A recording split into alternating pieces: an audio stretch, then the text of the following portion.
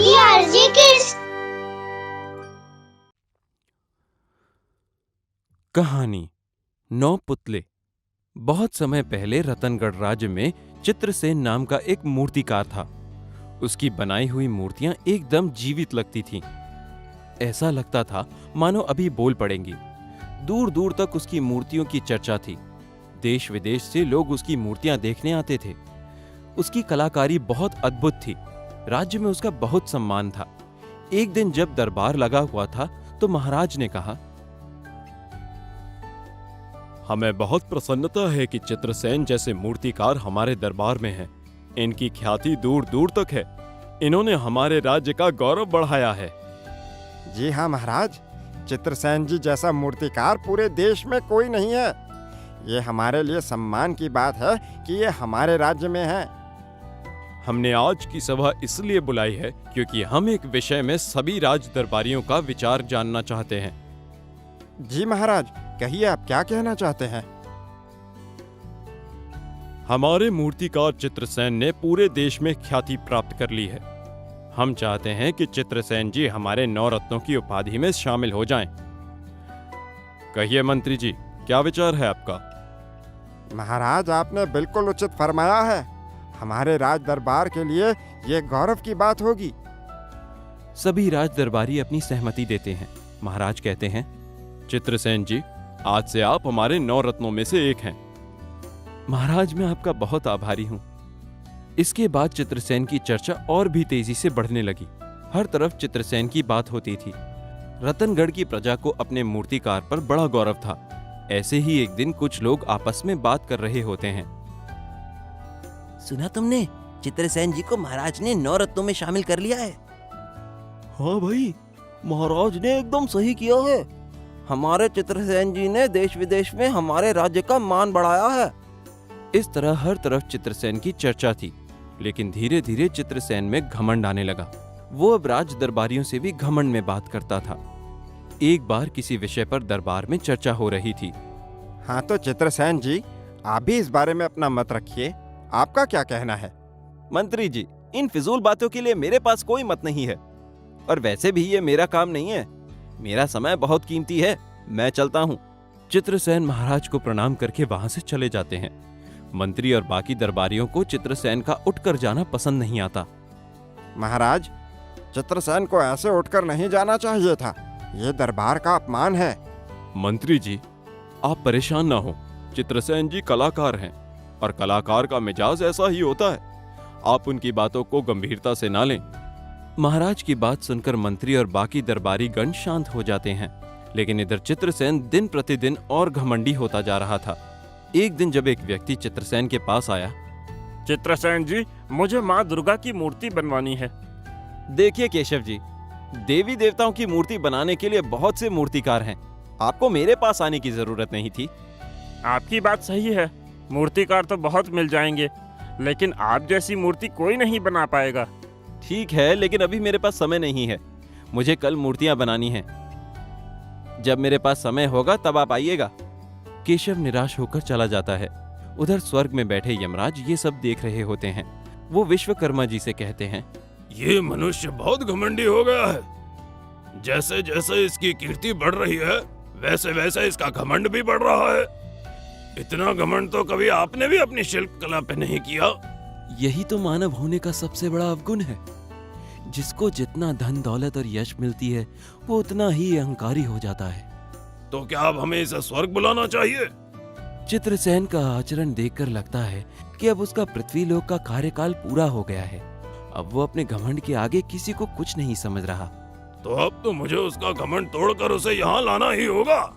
यमराज चित्रसेन को स्वर्ग लोक ले जाने की योजना बनाने लग जाते हैं। और इधर इस बात से बेखबर चित्रसेन राज दरबार में बैठा हुआ है।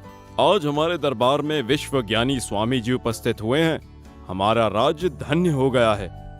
महाराज, मैं तो एक साधारण मनुष्य हूँ। जो भी ज्ञान मुझे ईश्वर से प्राप्त होता है वो मैं सब में बांट देता हूँ। स्वामी जी, आपकी भविष्यवाणी आज तक गलत नहीं हुई है। आपने ही कहा था कि इस राज्य को एक दिन एक बहुत महान मूर्तिकार मिलेगा। वो भी सच हुआ। मैं बहुत प्रसन्न हुआ महाराज। आपकी सभी मनोकामना पूर्ण हो। मेरा आशीर्वाद आपके साथ है। फिर मंत्री जी स्वामी जी से कहते हैं, स्वामी जी, मेरा भविष्य बताइए। आपकी कीर्ति चारों दिशा में फैलेगी। सब राज दरबारी एक एक कर स्वामी जी से अपना भविष्य जानने लग जाते हैं, लेकिन चित्रसेन अपने स्थान पर बैठा हुआ है, जैसे उसे कोई फर्क ही नहीं पड़ता कि भविष्य में क्या होने वाला है।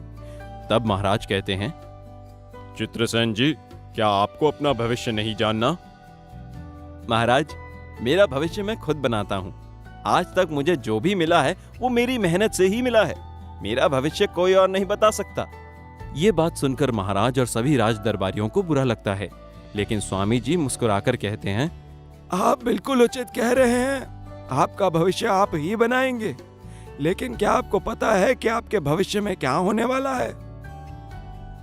हाँ, पता है। भविष्य में मैं और भी ज्यादा सफल होऊंगा। देश विदेश में मेरे ही चर्चे होंगे।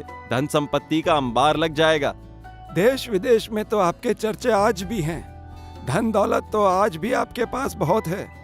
मैं आपको वो बता सकता हूँ जो आपको नहीं पता है।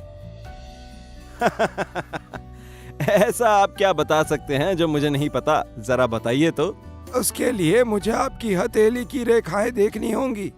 चित्रसेन जी, हम चाहते हैं कि आप स्वामी जी को अपना हाथ दिखाएं। चित्रसेन को महाराज की बात माननी ही पड़ी। वो अपना हाथ स्वामी जी को दिखाते हैं। हाथ देखकर स्वामी जी कहते हैं, घोर अनर्थ। क्या हुआ स्वामी जी? ऐसा क्यों कहा आपने?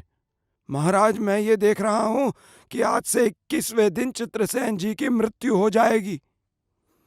ये सुनते ही दरबार में सन्नाटा छा जाता है। ये क्या कह रहे हैं स्वामी जी? मैं सत्य कह रहा हूँ महाराज। आज से 21वें दिन की मध्य रात्रि में इनकी मृत्यु का योग है। ये सुनकर चित्रसेन भी घबरा जाता है, लेकिन घमंड में कहता है, मैं आपकी बात नहीं मानता। मैं अभी एकदम स्वस्थ हूं, तो ऐसा योग्य कैसे बन सकता है? मैंने तो वही कहा जो आपकी रेखाओं में लिखा है।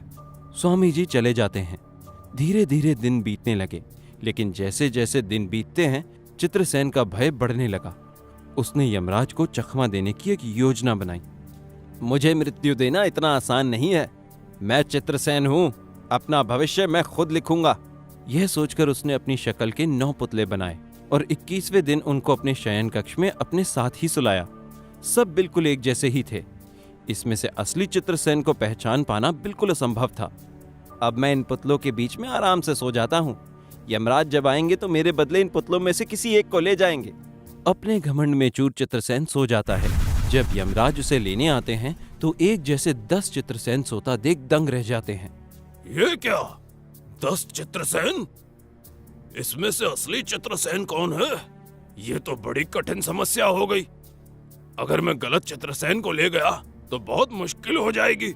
यमराज थोड़ी देर कुछ सोचते हैं, फिर अचानक उनको कुछ सूझता है और वो कहते हैं, मुझे मूर्ख बनाने के लिए तुमने बहुत अच्छी योजना बनाई है चित्रसेन, लेकिन तुम्हारी मूर्तियों में तुमने एक गलती कर दी और वो गलती मैंने पकड़ ली है। गलती शब्द सुनते ही चित्रसेन उठ बैठा, क्योंकि उसको बर्दाश्त ही नहीं हुआ कि उसकी बनाई हुई मूर्तियों में कोई गलती निकाले। उसने कहा, कौन सी गलती? चित्रसेन, तुम्हारी सबसे बड़ी गलती है तुम्हारा घमंड। आज भी तुमने वही गलती कर दी। अगर तुम ना उठते तो मैं कभी नहीं जान पाता कि असली चित्रसेन कौन है।